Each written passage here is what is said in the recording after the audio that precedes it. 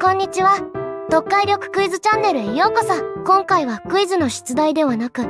なぜ今、読解力が必要なのかというテーマでお話しします。近年、ビジネスでも日常生活でも、文章を正確に読み取る力の重要性が増しています。けれどその背景には、意外と知られていない現代特有の事情があります。情報の量もスピードもかつてない時代に、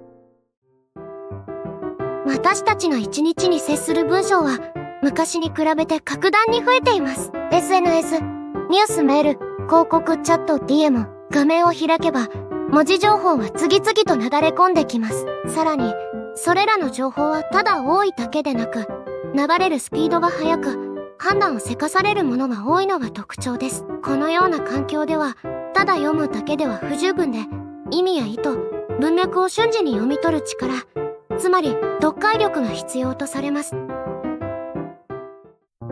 読める人と読めない人の差が広がっている。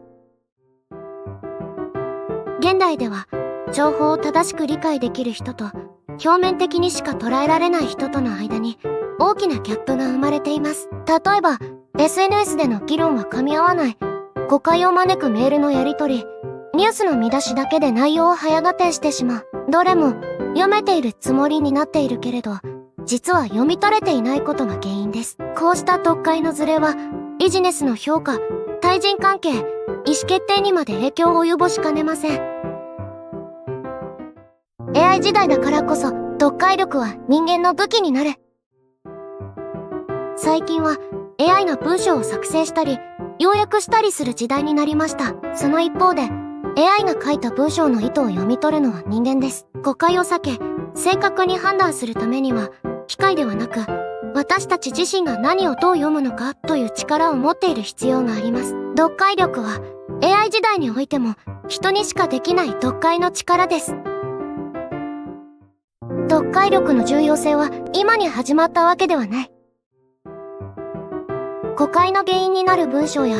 意図の読み取りづらい表現は、昔から存在してきました。契約書、マニュアル、ビジネス文書など、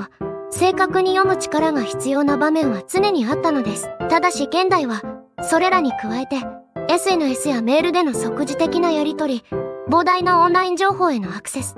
AI が生成する文章との接触、こうした読解の瞬発力や、取捨選択の判断力が問われる場面が増えているのは確かです。今回のまとめ。現代は情報が増え、流れは速くなり、判断を迫られる場面も多くなっている。だからこそ、言葉をどう読み、何を意図として受け取るかが、